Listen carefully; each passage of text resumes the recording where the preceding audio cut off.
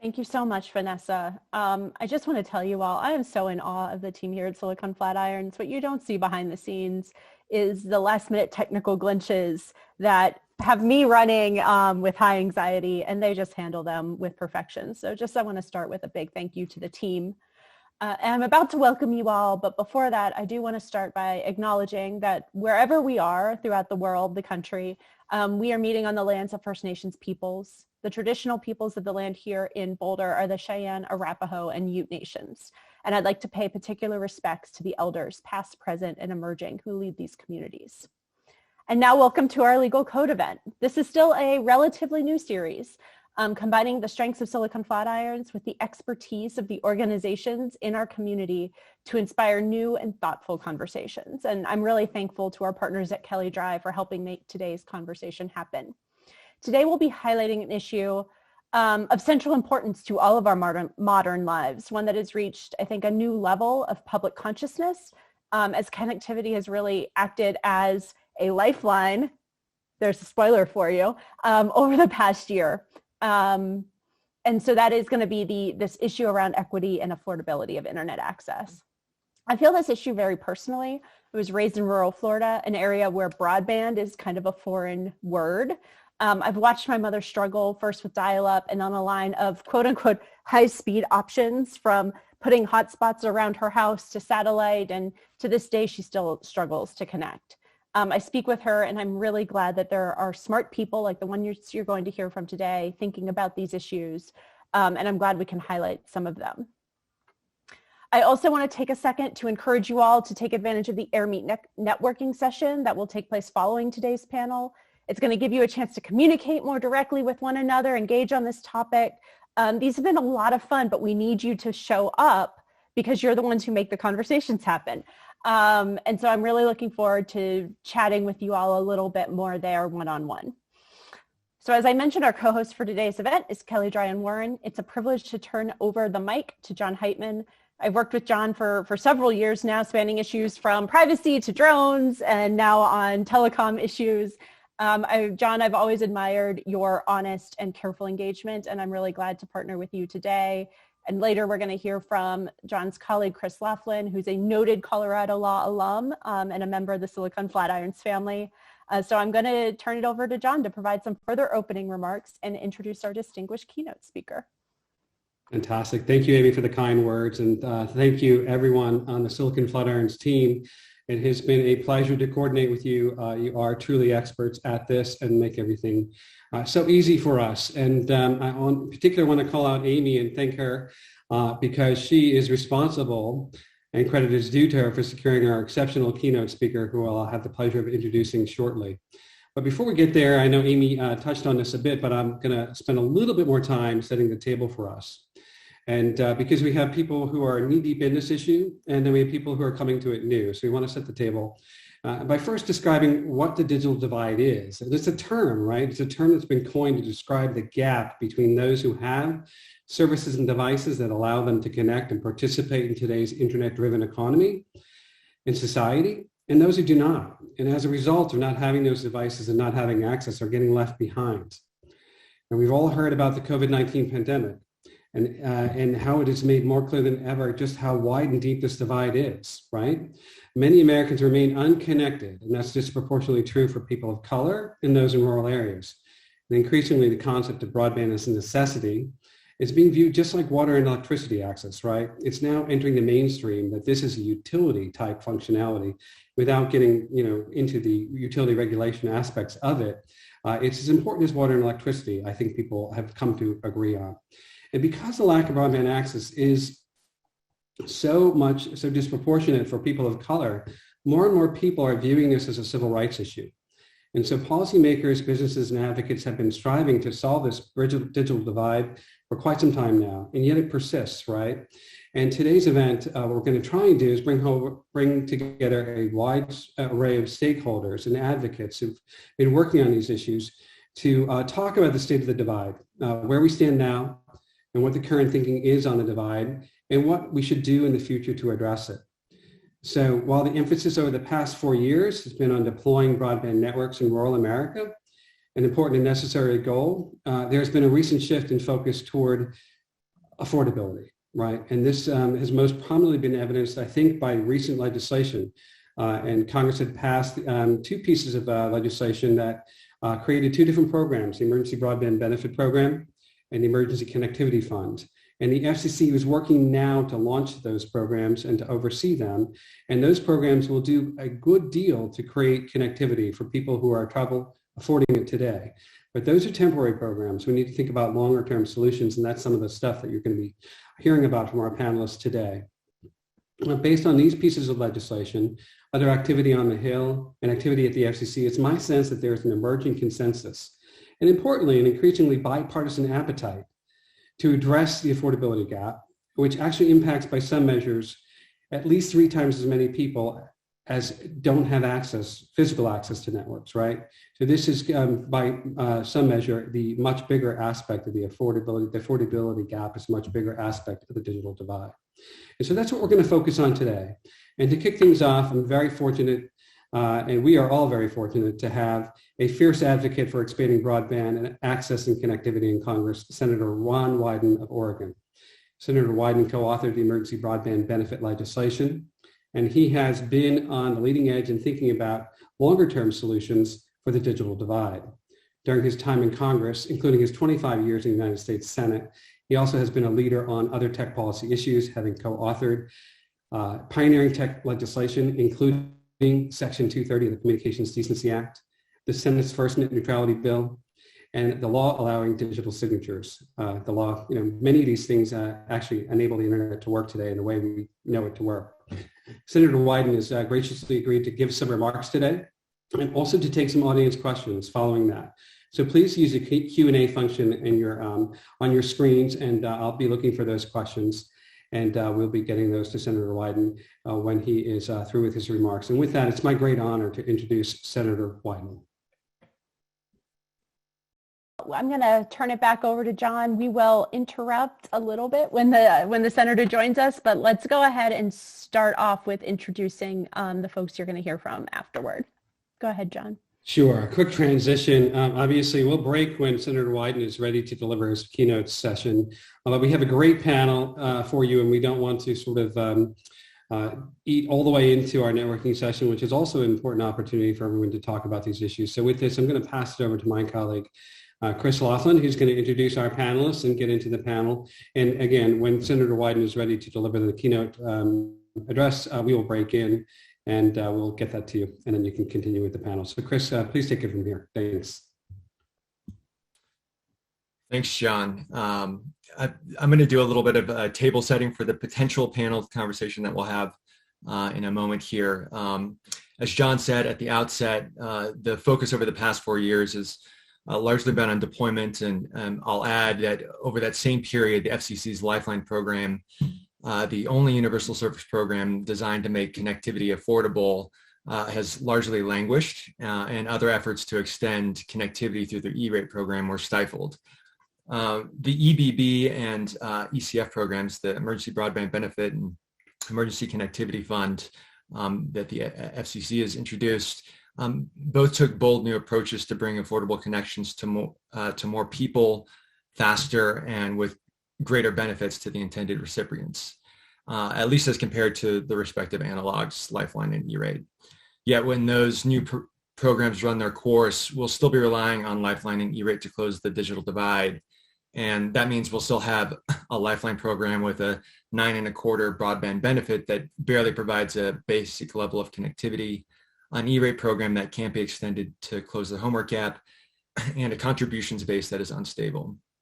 At the same time, the increased reliance on broadband at home brought on by the pandemic is expected to continue. And it seems clear that if we're going to close the digital divide for good, permanent solutions are needed. But there remains a lot of uncertainty about just what those solutions should be. So I'm excited to have an excellent group of panelists joining me to talk about the state of the digital divide, the two new programs, and what those solutions might look like. You can, of course, find their full bios on the Silicon Flatirons event page. I would love to do some brief introductions, and if you all could jump on screen as I introduce you, and we can get underway. And and then perhaps we'll pause if Senator Wyden, if and when Senator Wyden is able to join us. So first of all, we have Kate Black. She is the Acting Chief Policy Advisor to FCC Acting Chairwoman Jessica Rosenworcel. She has no doubt been working feverishly to implement the EBB and ECF programs, which are actively being launched right now. Second, we have Jose Cortez.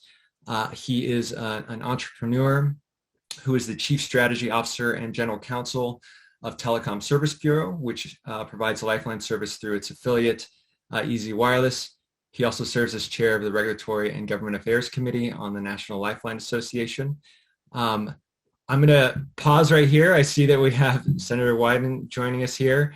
We'll finish up the introductions after Senator Wyden's remarks. Thanks so much, everyone.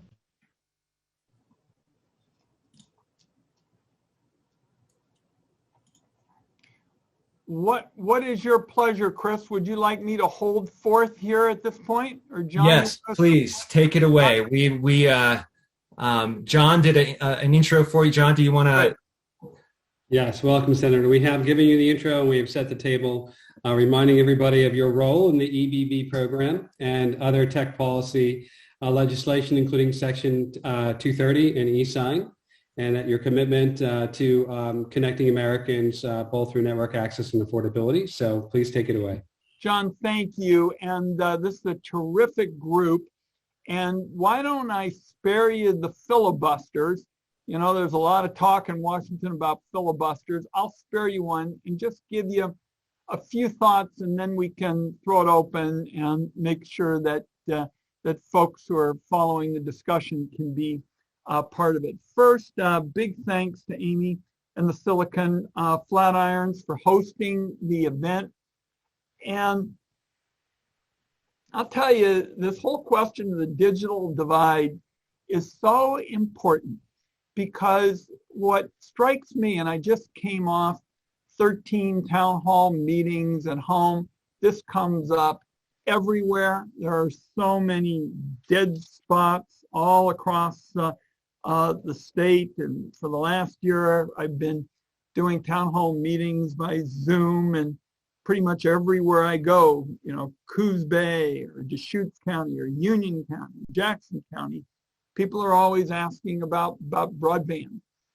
And my take is that absent a much more activist policy, where we use the machinery of government to create, for example, broadband that really gets into every nook and cranny of our country, we will increasingly be moving to an information aristocracy in our country. And I know that's not what people participating in this discussion want, and it's certainly not good for the country. And what it will mean is that those who are affluent, people who are well off, say in Beverly Hills, California, will have access to this incredible technology treasure trove, where they get high speed and all kinds of incredible services.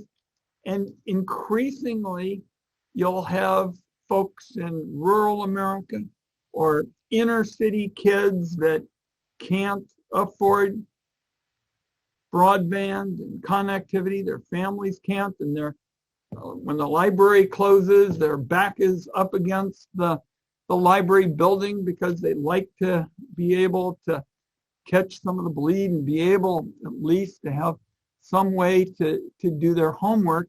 And we've got to have concrete policies that really address these issues. So let me give a couple of ideas by way of getting this started. The first point I want to make is, as chairman of the Senate Finance Committee, I have said that every single time anybody talks about infrastructure, which is always roads and bridges and what people normally think of as infrastructure, I'm going to insist that there be a major broadband provision that expands the opportunity to build out what's necessary to serve every part of this country.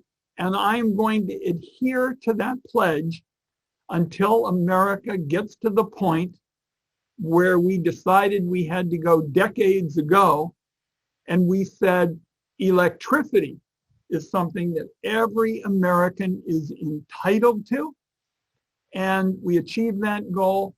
And until we get to that point with respect to broadband, as long as I'm chairman of the Senate Finance Committee, every infrastructure package is going to include broadband until we get to that important time when broadband gets treated like electricity. Now, a couple of other points is that obviously we've got to take steps along the way that expand benefits to vulnerable people, and that's what my authorship of the $3.2 billion bill that created the Emergency Broadband Benefit Program does.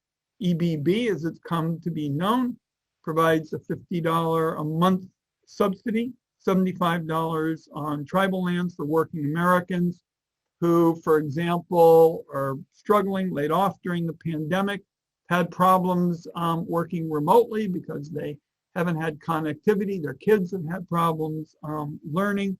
And I was especially proud that the program that I authored provides an additional benefit for a device like a laptop to eligible households to ensure that the families have the hardware that they need to look for a job, complete online homework assignments, be able to tap the fruits of telehealth. And that also, for a bit of good news, that broadband benefit is launching today. So we're making sure that providers are signed up, consumers know about the advantage of the new benefit. And I want to give the chair of the FCC a lot of credit, who's been rolling up our sleeves and working to get the benefit off the ground. Benefit, of course, as a program is temporary. So with the affordability crisis not going away anytime soon, I'm going to be pushing to ensure that policies going forward also build on what has been done today. And I'm working with some of our champions like Maria Cantwell and Ed Markey to craft some additional policies to support low-income families to stay online. Stay tuned.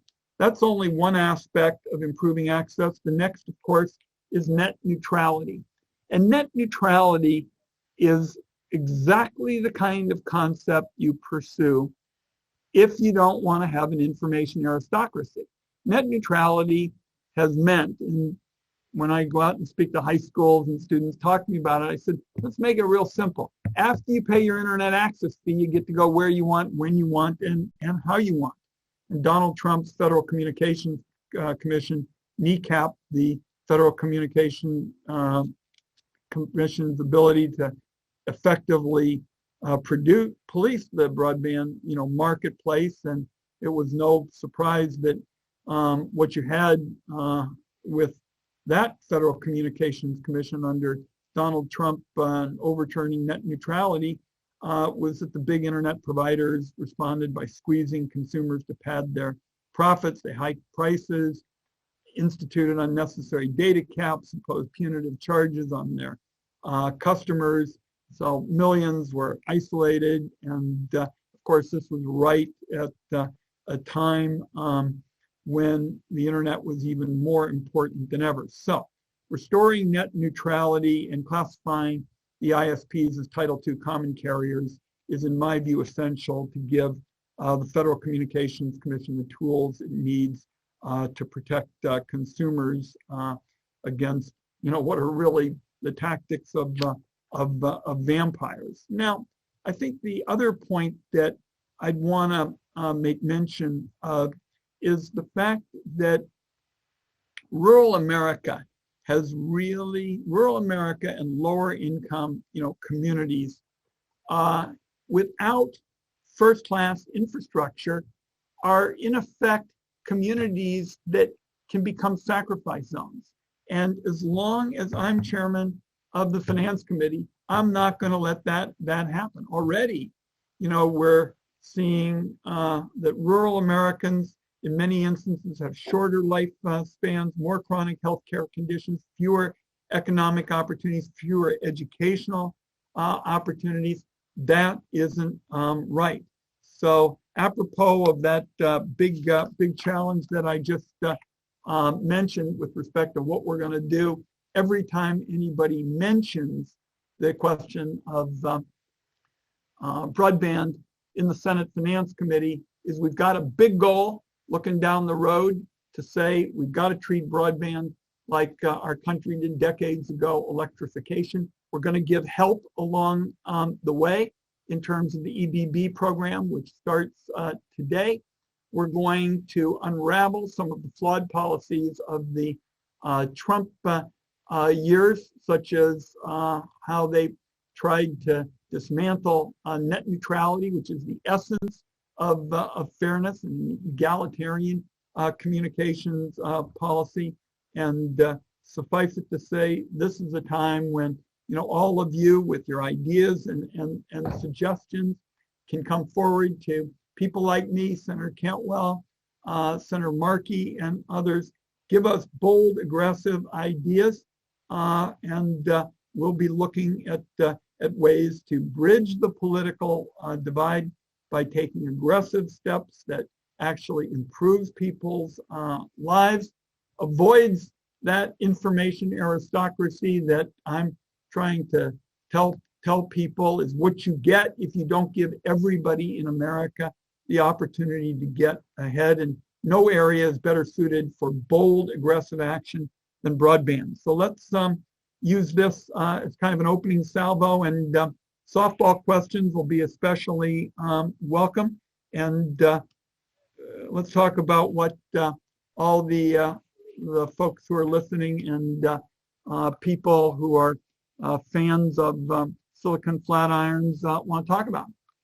Well, thank you, Senator Wyden, for those wonderful remarks. We have a short opportunity to take a couple of questions, and as is tradition at Silicon Flatirons, we're going to take our first question from a student, and I believe we have Sloan Drye joining us on screen. Sloan, the stage is yours. First question. Thank you so much, Senator. Thank you for being here today. My name is Sloan Drye. I'm a rising 3L at Colorado Law. This is a really important topic to me. In fact, while I worked at AT&T in the Federal Regulatory Department last summer, my summer project was on Lifeline. Specifically, the question that I have for you today is, how are we going to pay in order to subsidize for not only urban areas, but rural areas billing? It is hard to get not only the infrastructure put in place, but then people willing to pay for broadband. I believe it was in upwards of 20% of the tax that's put on to people who use landline phones. It's not feasible to be able to pay for Lifeline through those mechanisms anymore. And so my question to you is, how do you believe that we would be able to pay for something like this moving forward? Well, I think clearly it's going to require a massive investment. The federal government has got to be a partner in this. The telecommunications industry has got to be a partner in it. I'll give you kind of my shorthand sort of take. I get often asked about, well, who does that mean? I think it means every single technology. You know, let's talk about satellite providers, you know, for example, that has the capacity to connect folks to the internet ought to be part of the solution in terms of generating the funds. In other words, I wouldn't take any technology off the table with respect to your very good question, Sloan, about who ought to be part of the partnership.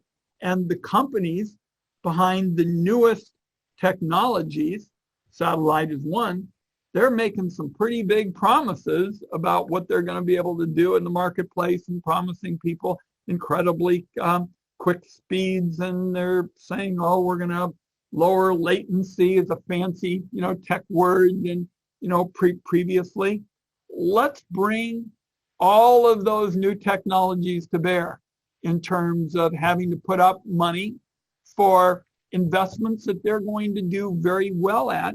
And by the way, I also think that the government should keep a close eye on the rollout of these new technologies to make sure that the consumer, who also will have to cover a portion of it, gets what they paid for.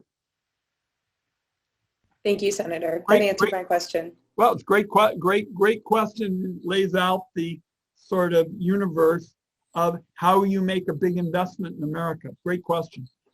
Thank you, and have a great day. Sloan for president.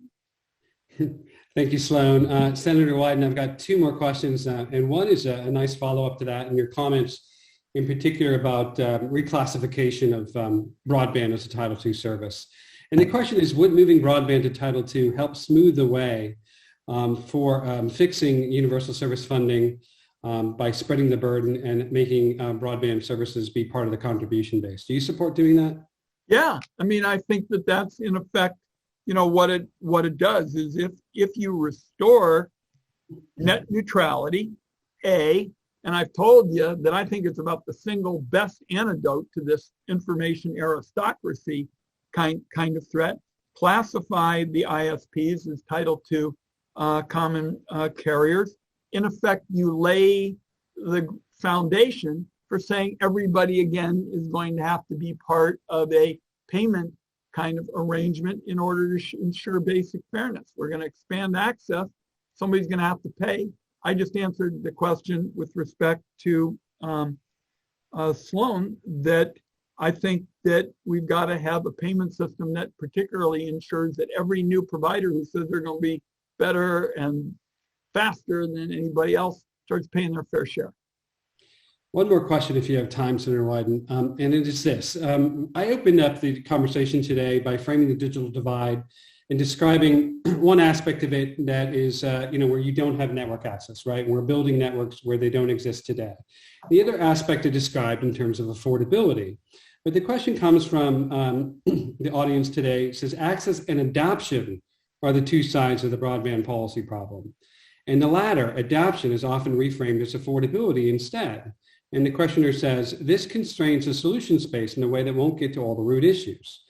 So he says, research from the Technology Policy Institute and others show that lowering prices alone will not lead to universal adoption.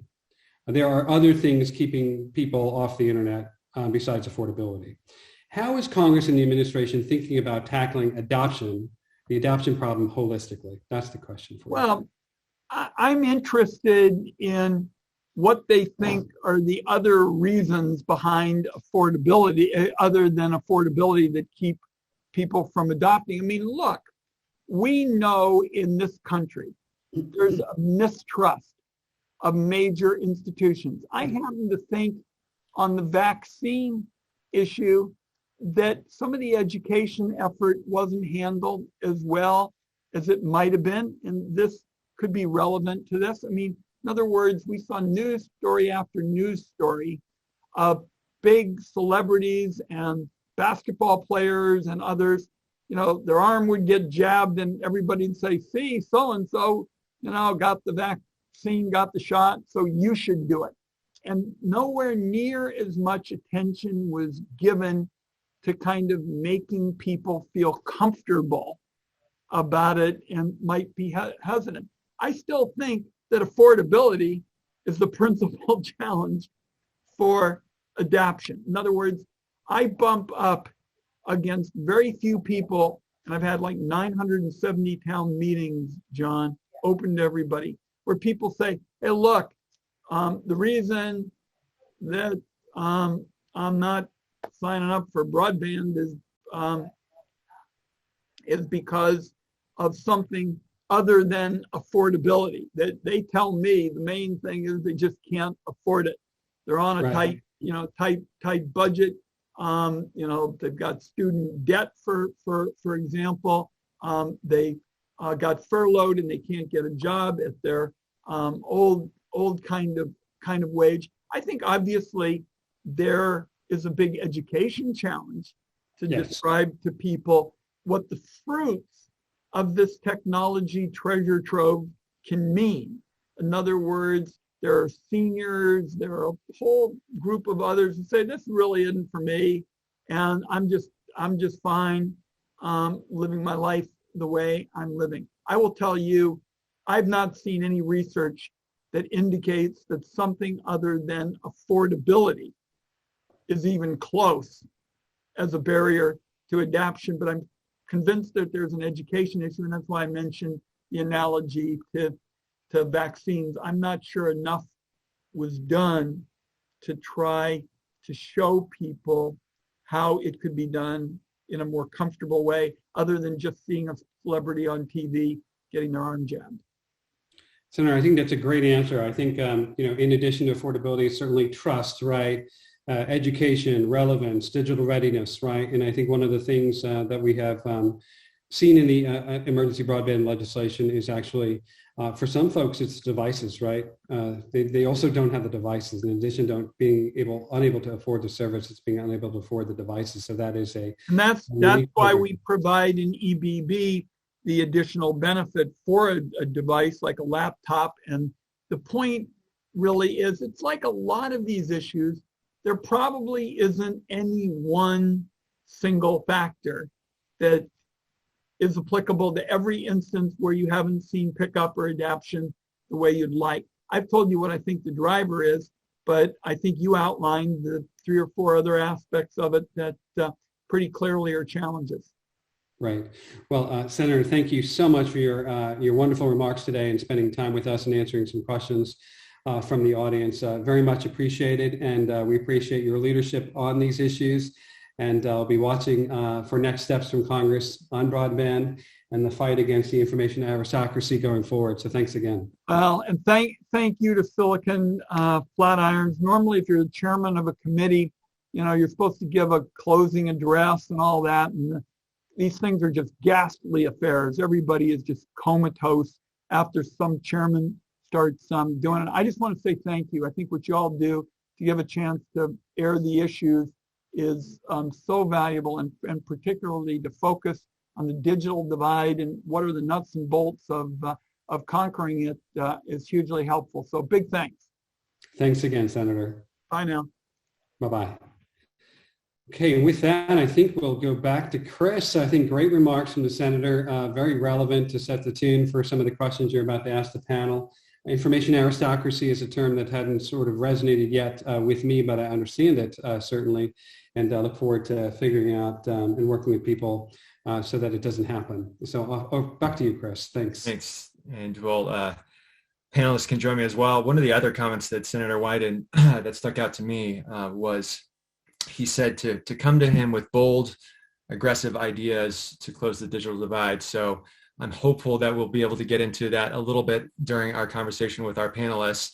As I mentioned a little bit earlier in the event, we have Kate Black with us, Acting Chief Policy Advisor to FCC Acting Chairwoman Jessica Rosenworcel, Jose Cortez with Telecom Service Bureau and the National Lifeline Association. I didn't get to Claire Park. She is the Policy Program Associate at New America's Open Technology Institute. She just co-authored an excellent report titled How to Revive the FCC's Lifeline Program, and previously co-authored a broadband cost study that the White House cited on Instagram just last week. And finally, we have Trinity Thorpe.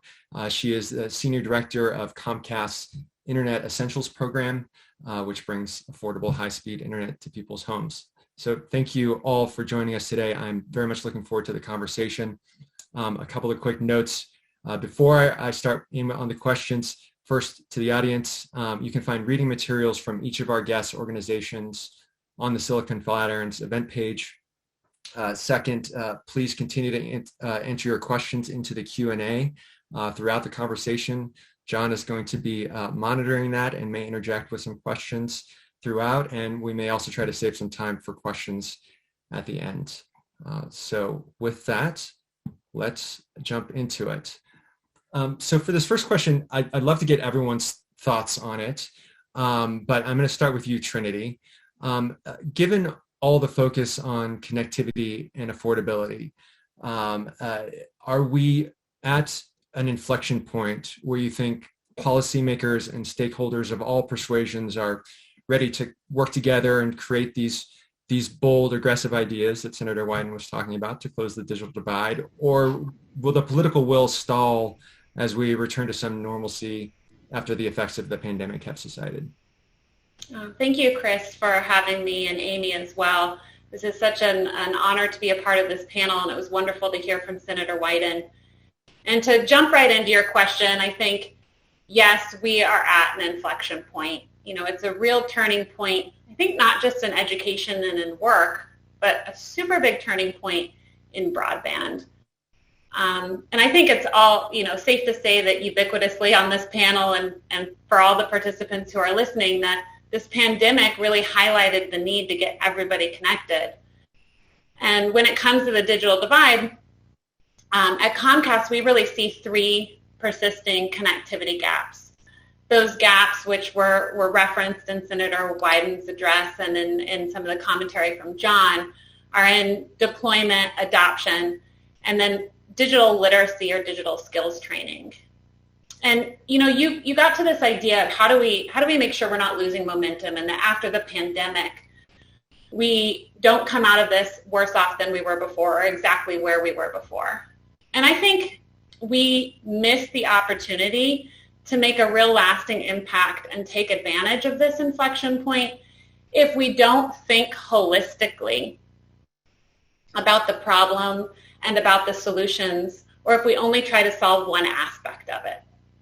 If we try and really address the connectivity gaps that I just mentioned, but then we fail to take advantage of the strength and resiliency and the innovation that are in the broadband ecosystem, I think we're at a disadvantage as well. And then finally, if we're only really thinking temporarily about the solution, we miss the opportunity to really solve it for the long term. We heard one of the questions come in about the difference between affordability and adoption. And I think, you know, for us, and we've been at this for 10 years with the Internet Essentials program, it is not as simple as affordability. That's one piece, but it's really not the only one. And over the past decade, as we've connected 10 million low-income people to the internet through this program, through Internet Essentials, Comcast has really learned a lot of lessons. One of the most recent lessons was with our rollout of the Internet Essentials Partnership Program, which is part of our COVID response. And the Internet Essentials Partnership Program enables schools and school districts and other entities to be able to connect large numbers of students through a sponsorship model. So basically, this was a program designed to give internet to families at no cost to them. One of the first things that we realized is that people weren't connecting to the program when it was offered to them at no cost. And so we wanted to know why. And of the people who were connecting, who were they? And what we found out is that we were really good at migrating customers who were already Internet Essentials customers into this program, but we weren't so good at finding and connecting the new ones. And so we embarked on a study, and it was actually released earlier today, and I'm really excited to share, and it's with our partners over at BCG, the Boston Consulting Group. And they highlighted awareness, clarity, trust, and structural factors as the additional barriers. Once you've removed cost as a barrier, that these are the additional barriers that keep people from accessing the internet. And it's a very interesting and telling narrative, and I encourage everybody to go and read it. So without getting into it, I will just leave with this.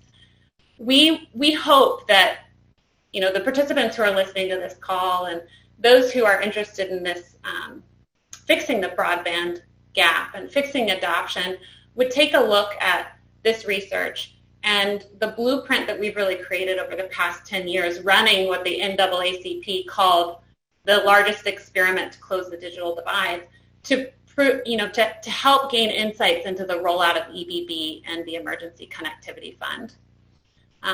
So I'll leave you with that, but definitely an inflection point. Thanks, Trinity. Yeah, so, and I think I want to go to Claire next. It would be helpful, I think, if you could address the initial question, which is whether you think we're at this inflection point. Trinity seems to think so, but we also have this sort of running theme developing from Senator Wyden's speech and the question that he had about whether we should be just focused on affordability or if there are other factors that we should be considering. So I'm wondering if you can speak to both of those. Yeah, thanks so much again for inviting me on this panel. I'm really excited for the discussion this afternoon.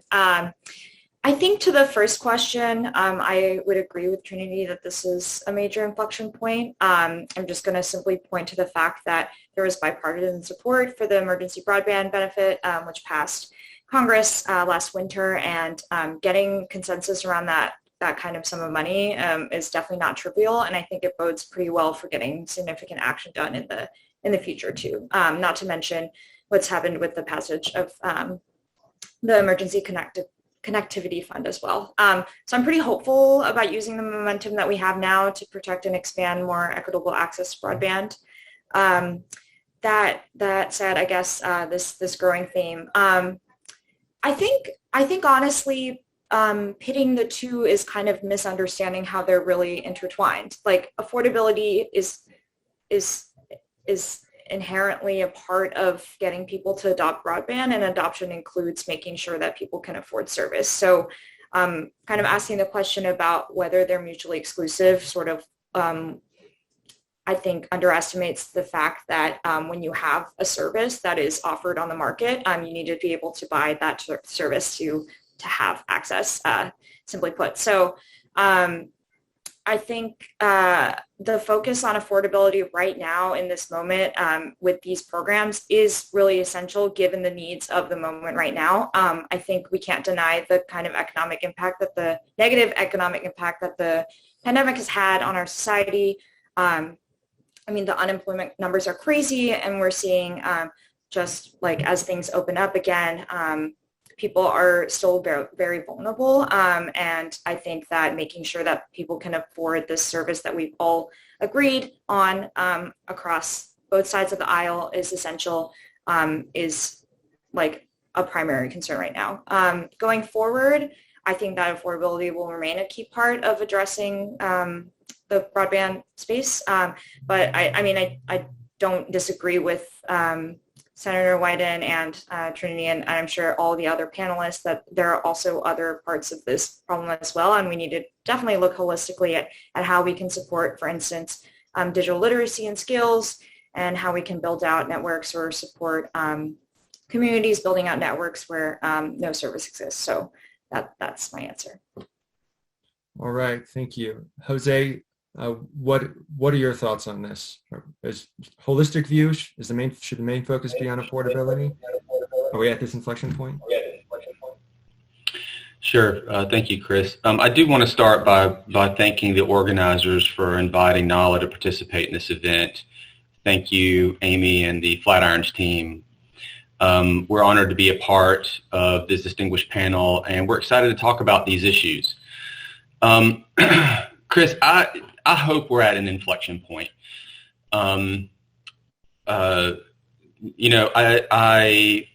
The policymakers, I hope that, they don't think that our nation's digital divide problem is resolved when the pandemic is no longer at the forefront, because it won't.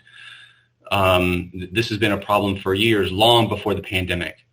But it does appear that the Republicans, Democrats are more aware of the affordability issues in our nation, and that there is a real desire to address it.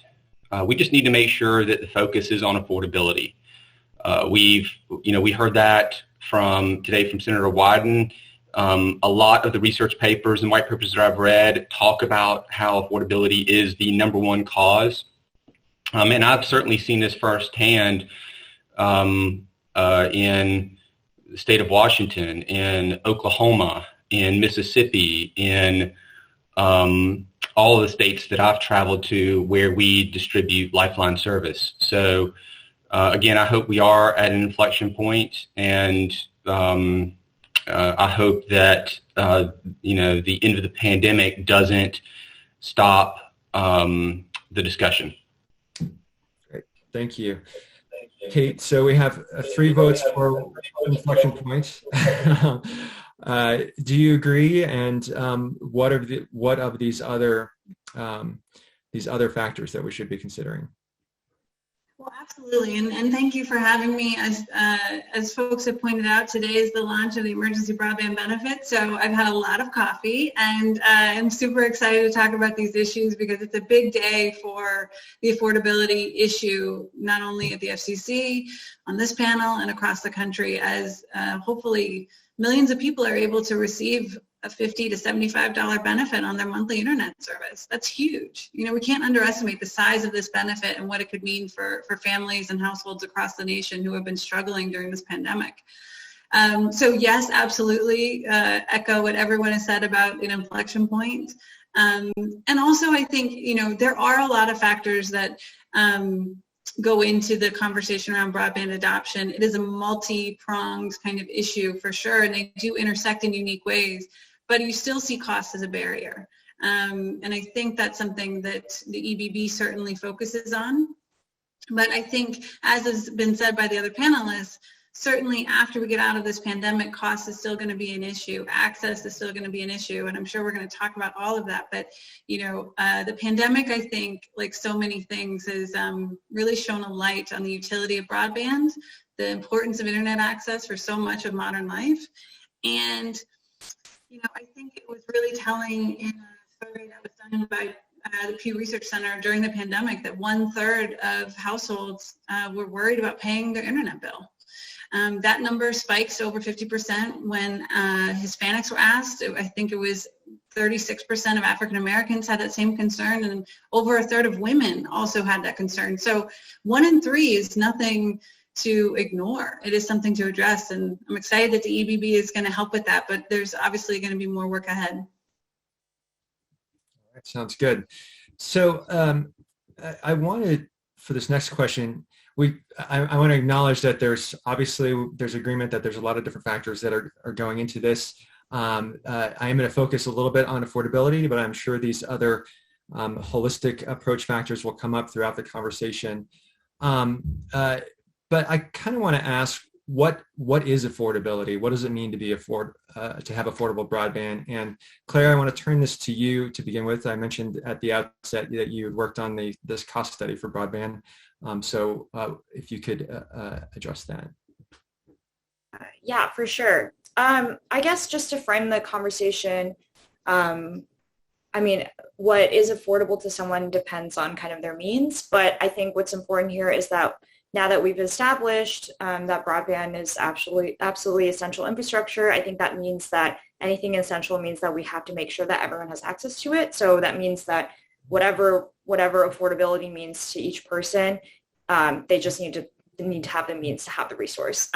So that said, according to our research, which we published last summer, the average price of internet service right now in the country is $68.38. And comparing that to the what was the only subsidy for consumers at the time, which was the Laughlin subsidy of $9.95, that only covers 13% of the average cost of service that we found. So that is definitely not affordable for low-income households, undeniably. And I mean, as Kate mentioned, 1/3 of households reported that they were really scared about managing their internet bills. So I'm not going to name a dollar amount because I think, once again, that kind of runs counter to the framing that I've given here about what it means for something to be affordable. But whatever it takes, like people need to be able to get the service. So yeah, that's my short answer. Thanks. Trinity, do you have a different perspective? Thank you for coming around to me. So I just want to go back to the Internet Essentials program, and we've been running the program for the past 10 years, and we've never changed the price of it. And that price is a little less than $10 a month. And for some people, that's attainable. And for others, we know that that's really not attainable. And there's been a significant amount of research around this. On some of the research, especially the early on research that helped inform the creation of Internet Essentials, really led us to understand that there are some people who will not adopt regardless of price. And so I keep that in mind when I think about the affordability issue, and really try to concentrate and conceptualize this idea that we have to keep the price low enough for the most vulnerable populations, those who are most underrepresented, to be able to participate, while also remembering that there are some out there who won't adopt unless we address the holistic issues. Okay, thank you. So I want to turn to talk about the new programs, but Jose or Kate, if you have any thoughts on that question, feel free to jump in. Otherwise, we can jump onto the talking a little bit more about EBB and ECF. Okay. So as has been mentioned, EBB launched today. The FCC just adopted its ECF rules on May 10th, meaning statutory deadline. And before we get to the FCC and what the FCC has done, I want to focus a little bit on Congress. I think Senator Wyden has left the call, so you don't need to be shy. And actually, maybe Jose, I'll start with you. Did Congress make the right choices with these programs, or what could it have done differently? Generally, yes. I think Congress made the right choice to act and to just make sure that all Americans have access to broadband and have broadband connectivity. All of NALA's Lifeline ETC members are approved EBB providers, and they will be providing EBB services to their qualifying subscribers. So yeah, we believe that they did. We're not in the ECF space because we believe that Lifeline can solve the homework gap problem. But yeah, generally, yes, we believe they did. Okay. And Claire, what are your thoughts on that? Yes. We are definitely a bit of an echo. I don't know, Jose.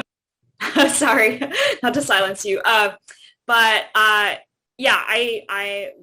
we absolutely support both of the programs. I think kind of my lasting gripe is simply that at OTI, at least, we asked for increased support through both these programs a long time ago. So given that the coronavirus reached the U.S. Last March, it was a little bit frustrating to have things take so long. So I think going forward, we would just like to see now, once again, that we have bipartisan support for the fact that broadband is an essential service. Just a lot more agile leadership, making sure that we get these kinds of temporary programs out sooner so that people aren't struggling for longer. Trinity, I'm going to throw a little bit of a curveball. I'd love to hear your thoughts on Congress and whether they got it right, but why don't we dive into the FCC? What are your thoughts or your view on its implementation of the programs? Was it on target, or would you have liked to see different outcomes? Thanks for that question. So, as many of you know, Comcast will be participating in the FCC's new emergency broadband benefit. And we do also plan to participate in the emergency connectivity fund as well. And, I really commend the FCC for taking these steps and for standing up this program in record time. Kate, I know you and your team have worked incredibly tirelessly to get this done.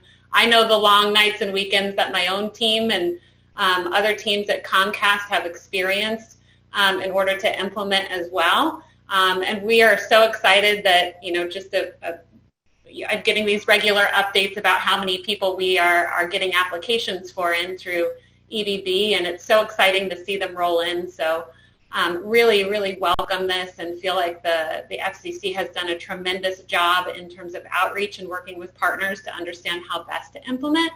And, we're not always going to get it right straight out of the gate.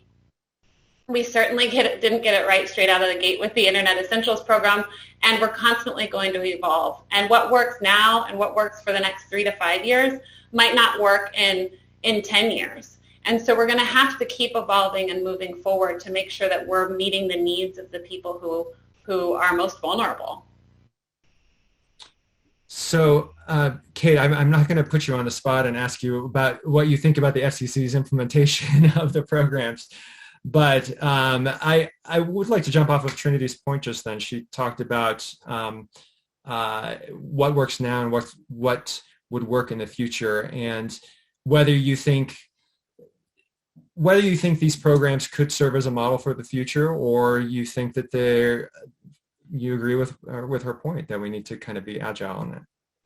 Well, I think both things can be true at the same time, right? I think, and appreciate that, Trinity, and for the other panelists too, their kind words about, the implementation of, really, this is a $10 billion investment week for the government putting into broadband and getting people connected into this in this country, which is more money than we've seen in a long time at once. So it's exciting.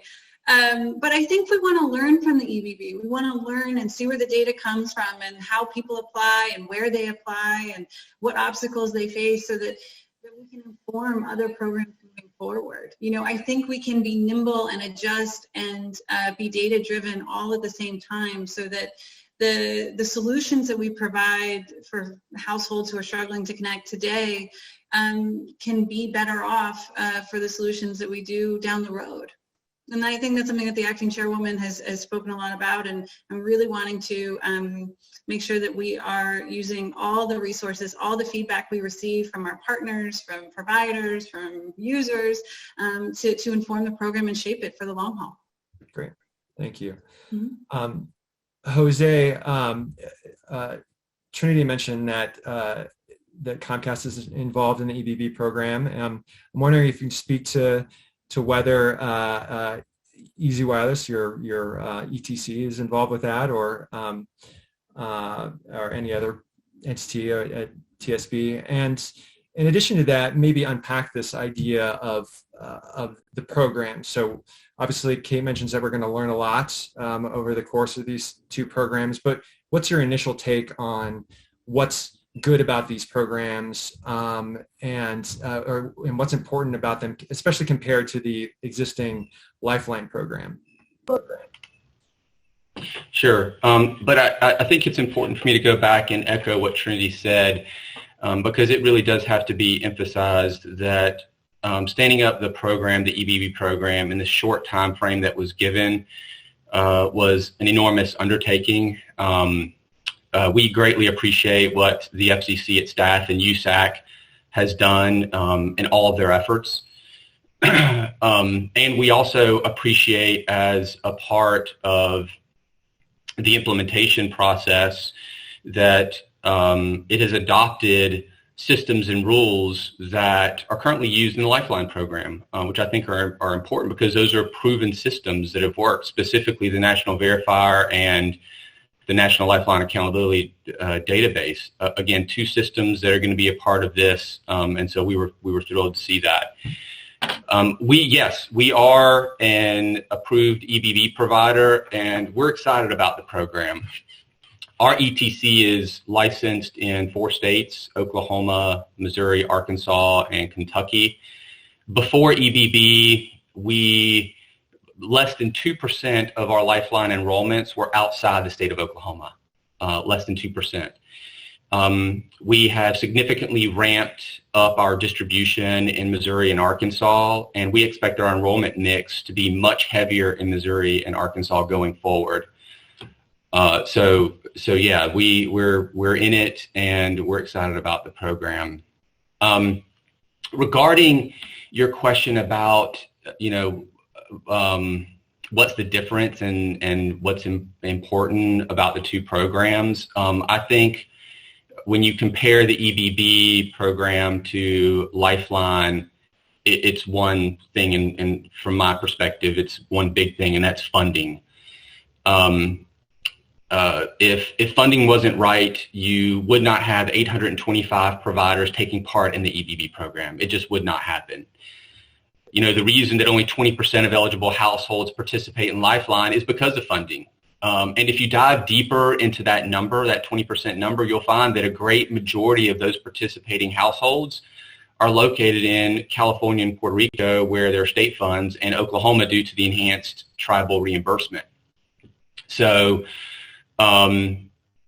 is the EBB funding right? Yes. When compared to $9.25, absolutely it is. But is it the right amount for a single mother raising 3 school-age kids with homework? No. So, these are important issues. I think important issues that need to be addressed by the FCC. These are issues that NALA has outlined in its petition for rulemaking. specifically, additional funding for Lifeline when EBB ends and the funding ends, but also the one per household rule. All right, thanks. And I promise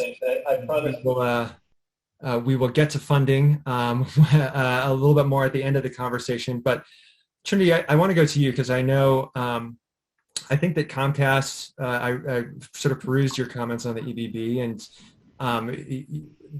it allows providers that are not ETCs to get involved in the program. So maybe you can speak a little bit too to what's sort of different and important about these two programs compared to the existing programs, and what attracted Comcast to get involved. Yeah, we're just very excited to be able to participate in this. I think it gives an opportunity for households to engage with programs that they normally might not be eligible for, and certainly with the Internet Essentials program, and also with the other programs offered via the FCC. And so this is a very exciting moment for households to be able to take advantage of what the internet has to offer. And we are very, very grateful to be able to participate. And we're trying to get the word out in a number of ways. One is through the xfinity.com/EBB website that we've stood up, which provides a very simple way and path forward for households to get signed up who are interested in doing so. And we're really grateful for the kind of foundation website that offers folks information through getemergencybroadband.com, which we kind of link into as well. And then we are also really working with, and it gives us an opportunity to work with our partners in a new way. Internet Essentials has always been kind of a partner-based organization. We've worked with a network of tens of thousands of partners throughout its trajectory. And this allows us to think about those partnerships and to think about outreach in a way that's a little bit different. And so we're working with the National Digital Inclusion Alliance to raise awareness about EBB, provide training on BBB to nonprofits and community-based organizations and others. And we're also working with Common Sense Media and to reach consumers directly with information through PSAs and through social media. And what's, I think, really cool about both of these is that they allow us to not only reach directly to the consumer, but they also allow us to really target our network and lean into what we have been traditionally good at, and that's convening partners together and learning from them along the way. So we're excited to participate, and we're excited to see what comes next and accomplish the collective goal of digital equity together. Great. Claire, I'd like to get your thoughts too. So, Trinity and Jose sort of spoke from the side of the providers, but maybe you can speak from the side of the consumers or from the advocates about what you see as different and important about these two programs, and maybe also take this other question about what these programs mean for the intended beneficiaries and what it might mean when the programs go away. Yeah. I'm just getting there's a construction situation near me, so it's very distracting, but power tools. So the EBB and ECF are both temporary programs, and both of them rely on / keep many of the elements that exist already in both the Lifeline and E-rate programs, respectively. And so I think I'm also very excited about the programs, and I also agree with the other panelists that the FCC and Kate, your team, is doing really good work on these programs in a very short amount of time. I think that because both of the temporary programs rely so much on existing elements and infrastructure of the two other USF, Universal Service Fund programs, that OTI at least would like to maintain kind of a set of recommendations that we have had before for Lifeline and E-rate going forward. And so, for instance, to get kind of nitty gritty, I think that one thing that we're really trying to see going forward is updates to the National Verifier, which is this tool that is used to verify people's eligibility and ID for participating in these programs, and kind of making sure that that kind of information from different databases that help people qualify for the benefits is really crucial, so that it makes it easier for them to get benefits going forward, whether it's through the permanent programs that we have or temporary programs going forward. I think, Chris, I've forgotten the second part of your question. Well, I was, asking what it meant for intended beneficiaries. Oh, yeah. I mean, I think it's clear now, but I think just as we move forward into like whatever reopening procedures that there are, I think this will be really essential for students and their families who will be connected through ECF funds to remain in school and whatever like hybrid classroom online learning situation that they have.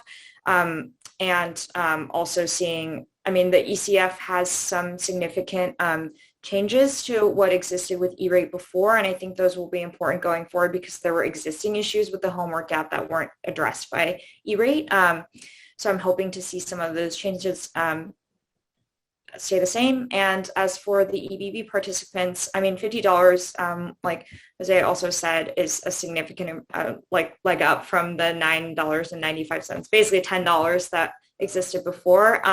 And is a much more comprehensive subsidy for what we found to be kind of the average advertised price for internet service in the country. So we're really hopeful that the kinds of changes that we see in these temporary programs and also the increased financial support will continue going forward. Great. So, Chris, can I jump in on this real quick? Sure. Yeah. Thank you. I wanted to say that as far as, what does a program mean for intended beneficiaries? At NALA, for us, it means inclusion.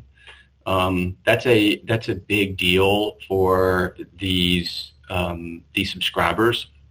Without these programs, these people are left out. They're left out of job opportunities. They're left out of training and online learning opportunities. They lose better and consistent access to health care. These are really important things that you need in today's day and age. Nobody applies for a job anymore by sending in their resume by mail. Everything is done through Indeed. And this is a big deal. So for us, what does it mean? It means inclusion, and that's important. Thank you. And Trinity and Kay, I don't know if you have any other thoughts on that. I was going to, Claire had mentioned the future moving forward, so I thought we could talk a little bit about that as well. All right, I'll jump to it. Kate had talked about how we're going to be learning a lot from these two new programs through the course of the emergency and their funding. Obviously we may know more about what Lifeline and E-rate and other solutions might look like going forward, but I do want to force the topic a little bit. I'd love to kind of get your thoughts now about whether these programs need upgrades. Are there pieces of the new programs that you already know and believe should be introduced into them for Lifeline and E-rate, or are there other potential solutions? So Trinity, why don't we start with you on that one? Thank you. So I heard recently, and I'm not fully sure of the exact source for this, but a quote that stood out to me is, the windshield. Why do we have a windshield that is so much bigger than a rear view mirror? And it's because where we are going is so much more important than where we've been in the past. And I think we can all collectively agree that we know about what we know about the broadband adoption space will and has fundamentally changed because of this pandemic. And it will fundamentally change regardless of the programs that we use to really press forward. And you started the panel with this idea that we're at an inflection point, or rather the question that we're at an inflection point. And I do believe we are, and I hope that we use this moment as a catalyst to make what we have even better. And I think EBB is a really important step, and I think the Emergency Connectivity Fund is also an important step too. EBB is just temporary. And we are going to learn so much from that, foundation, as Kate had mentioned earlier. It's an opportunity for us to gain a lot. But the country needs a permanent, sustainable, low-income broadband benefit program for long after the pandemic ends. And just like the programs that the government has today, it could match those that are for food or housing or healthcare. And I think Congress should adopt a really long-term federally funded broadband benefit that would provide consumers with a higher monthly benefit than what's currently available through Lifeline, which is $9.25. And I think, to the points that were made earlier, Jose and others would agree with this.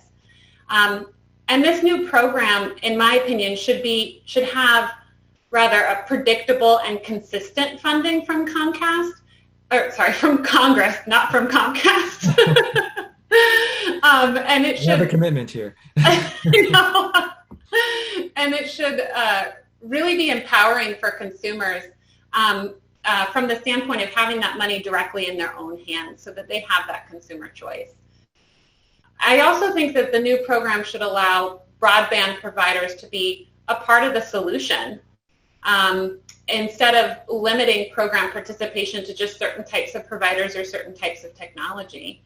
And in turn, that restricts customer choice, and we definitely don't want to see that happen. So we're ready to work with policymakers and anyone who's interested to create that predictable, sustainable, long-term benefit that all Americans can realize, so that all Americans rather can realize the long-term benefits of this opportunity. So, Claire, Trinity talks about a new program, and I mentioned at the top that you had co-authored this paper about reviving Lifeline.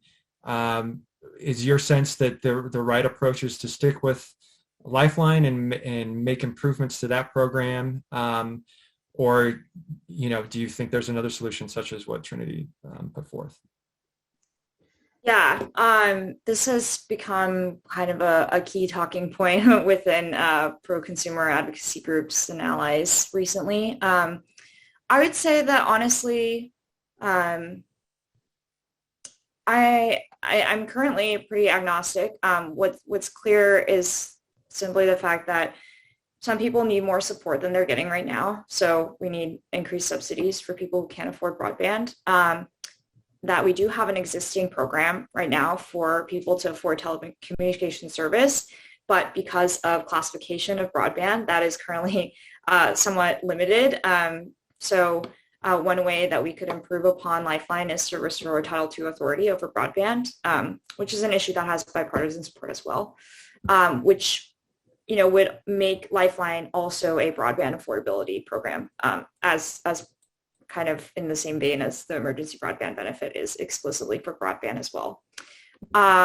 So yeah, I think for us, we are also kind of eagerly awaiting to see what happens from EBB, and we'll figure out, I guess, in our coalitions whether we lean one way or the other. But honestly, I think that whatever program that we have, it needs to have the elements that work best for people. So that includes a higher subsidy like we've seen in EBB. That includes like increased provider and consumer participation and other things that we bring up in the Lifeline blueprint, for example. Kate, I'm going to get to you in just a moment, but I want to turn this question over to Jose about whether I know obviously Lifeline is important to NALA, and whether you think Lifeline is the right way to go about this or there are other solutions.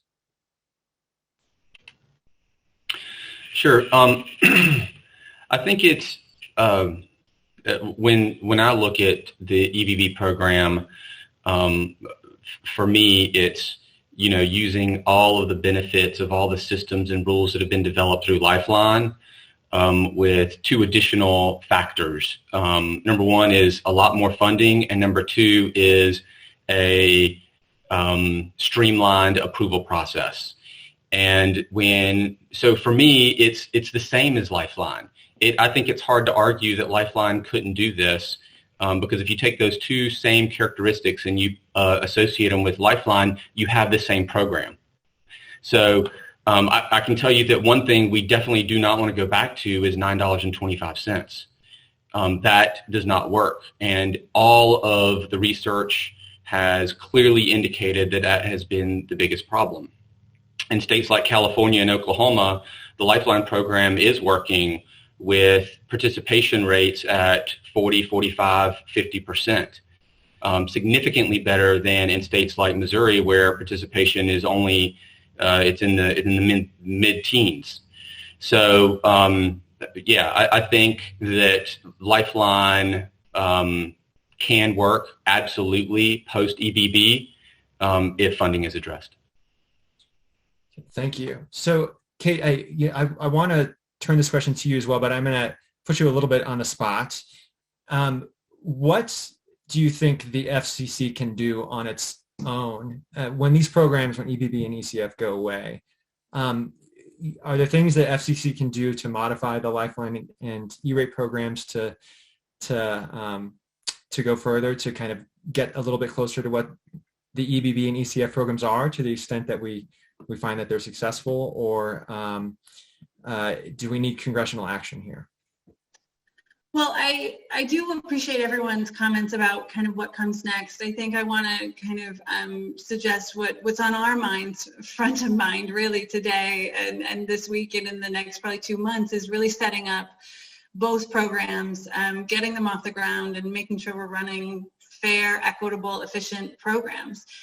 I think the conversation about what comes next is certainly one that's going to be had in the record. It's going to be had in Congress. It's going to be had on panels like this. And I think that's wonderful, because we need that robust dialogue to inform what the agency can do and what Congress should do, what the administration's priorities are.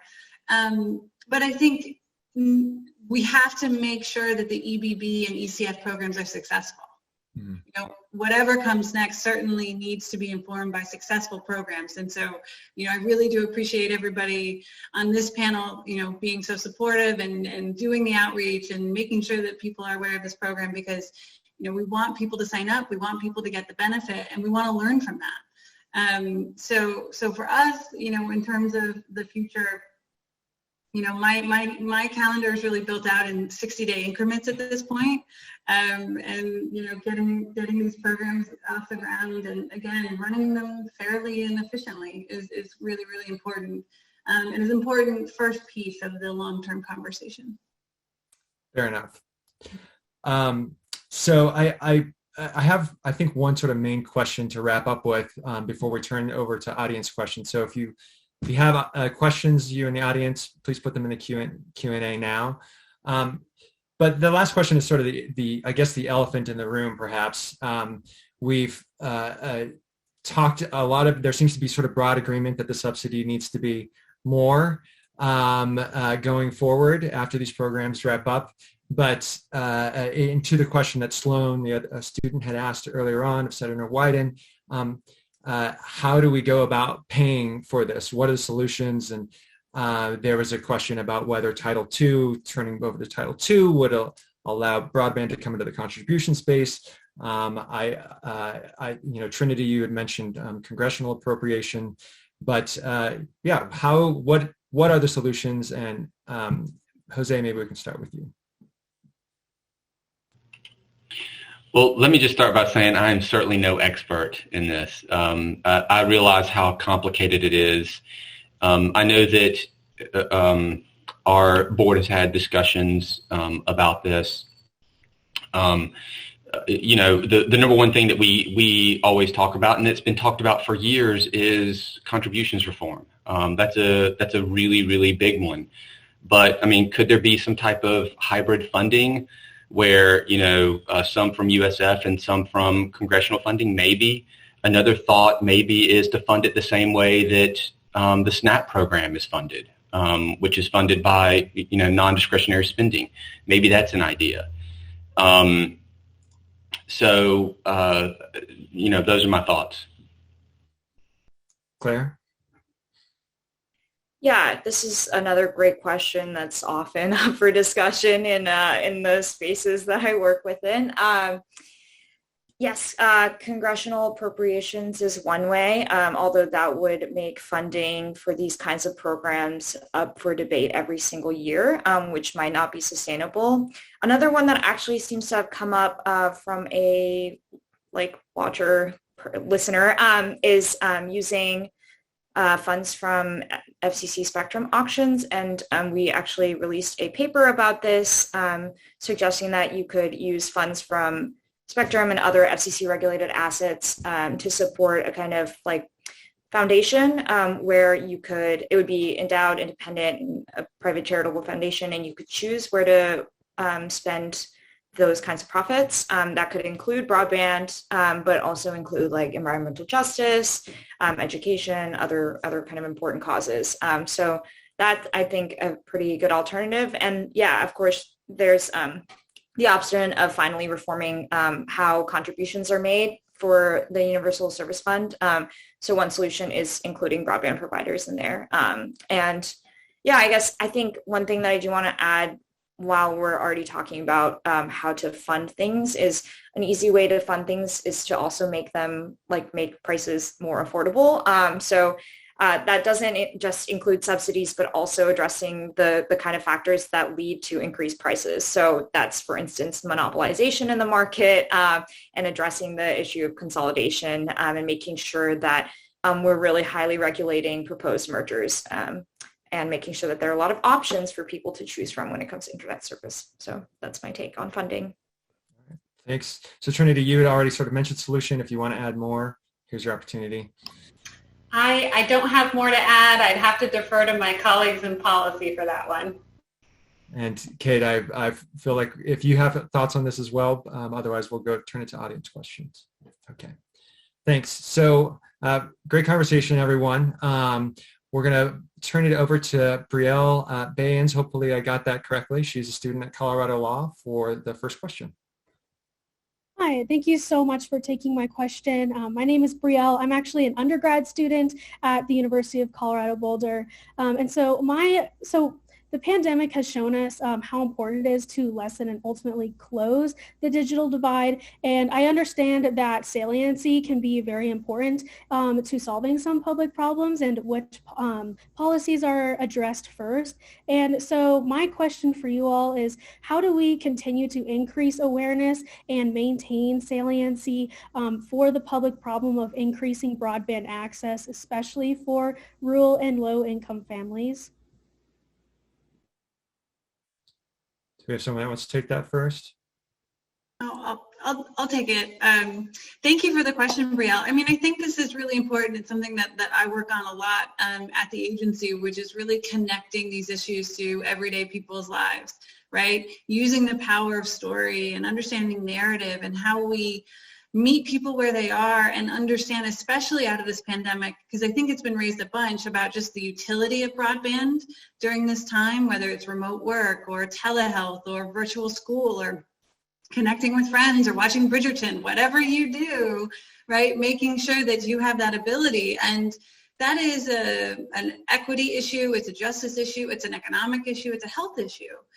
At the same time, I think, some of these big pivot moments that we've made to online life are not going to go away post-pandemic, right? I think we're going to see telehealth be utilized more, especially for low-income and working parents who may not be able to take time off from work, find childcare, go to the pediatrician for that appointment when they could just do it in their own home maybe.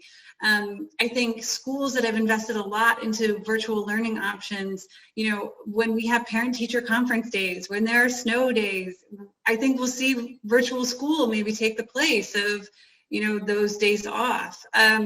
So I think we are going to see, some of that online life continue, and we need 100% of us connected to that and have access to that.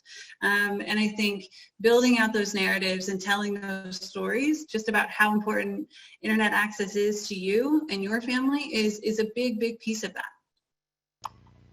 And Chris, I'd love to add to that. Please. Yeah, Kate, I love the response, and the only thing that I would add to that response is that, when we're thinking about the outreach and the storytelling, to constantly think about it in this really culturally relevant and language relevant way to make sure that we're not leaving any of the populations behind. I know that the FCC has done a tremendous job working with all sorts of diverse partners to make sure that this is accounted for and raising awareness about EBB. And I think that needs to continue when we think about a long-term solution and any new programs that are stood up along the way to address these issues. Our biggest lesson that we've learned in Internet Essentials is the need to work with community-based organizations to build trust. The factor of trust comes up time and time again in terms of raising awareness and helping people to understand that these programs, one, exist, but also that they can trust in these programs and in the providers that they're coming from and in the benefit from the government.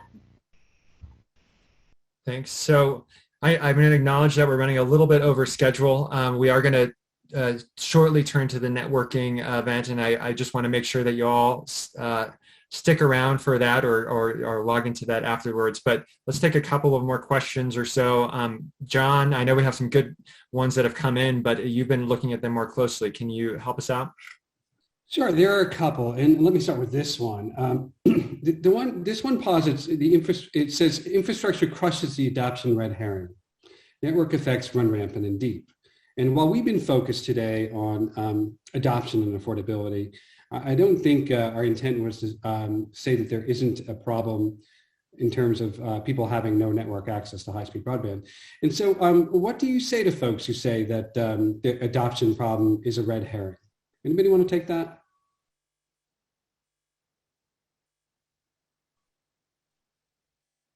No, nobody wants to take that. Sorry, the question is asking or is saying basically focusing too much on issues with adoption or like. I think the question is, what is the answer to the question when someone calls the adoption problem a red herring? How do you respond? Do you believe it's a red herring?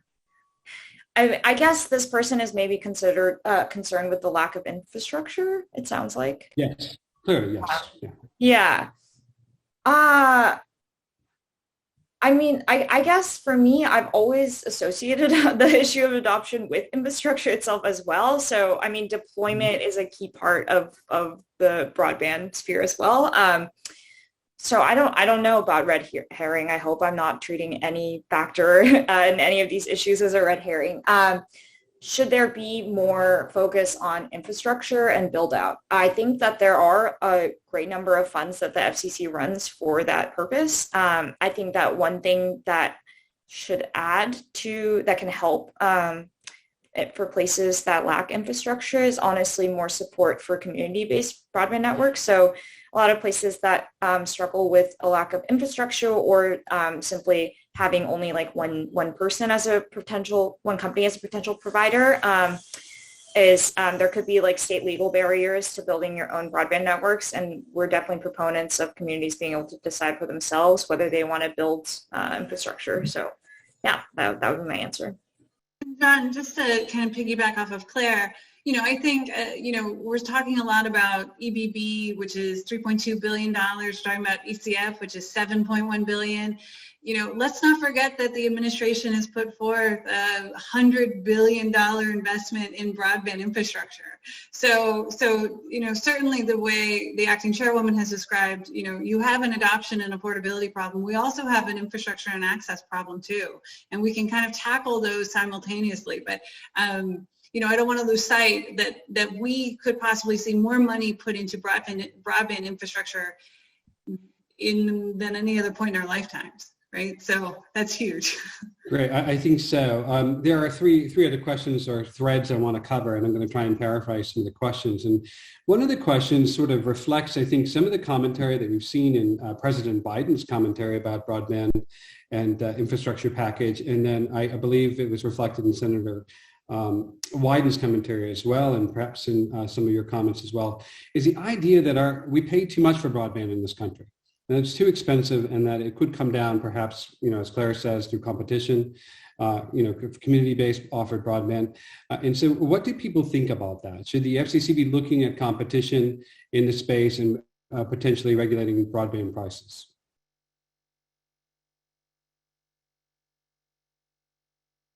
Nobody wants to take that. Not yet. I will. John, that's a hard one. Yeah. I'll at Go least ahead. address this. I think this question was followed by a specific citation that's a little false. It excludes an important part of the sentence from my study, which says we say that about, so the sentence compares the affordability of service in the US to services advertised in Europe. And crucially, that particular sentence comes from a part where we're talking about cost per megabyte of service. And that's not the way that people actually buy service, I do want to note. So when we talk about affordability, I'm talking about the reality of how people actually pay for service, which at least for me, that is a monthly bill that is not divided by the kind of particular speed that I get. As for, we have never spoken in particular about regulating prices. I think that all that we are trying to do in our research is that, one, it's crucial that we have some comprehensive, consistent federal data on what prices are in this country, and to analyze like what is driving prices up. We want to make sure that people can afford broadband. Subsidies are one part of that answer, but also another part of the answer is lowering the price of the goods being offered. So that's what our argument is. I know we're running long, so let me get to two more ideas. And one ties together some of the thoughts that we've had and from the opening session and the opening question, which was the two sides of the coin. It may not be appropriate to call one side affordability, but rather adoption. And that there are other reasons besides affordability that people don't sign up to service where services are available.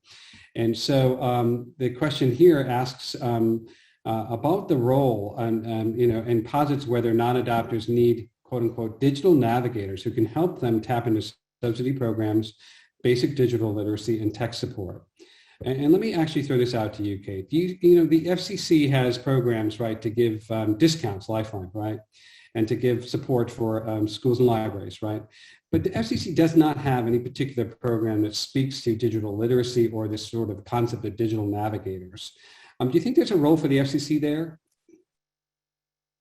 Well, I think yes, and I think certainly I can speak to this in terms of EBB. We definitely thought a lot about how we can help other people sign up for the EBB program. Right. Whether that is a child helping an aging parent sign up, whether it's a librarian helping someone who comes to the library to seek service, to get online, to sign up for the program. So we really thought a lot and intentionally about the role of navigators in helping people navigate the EBB, not to overuse the word.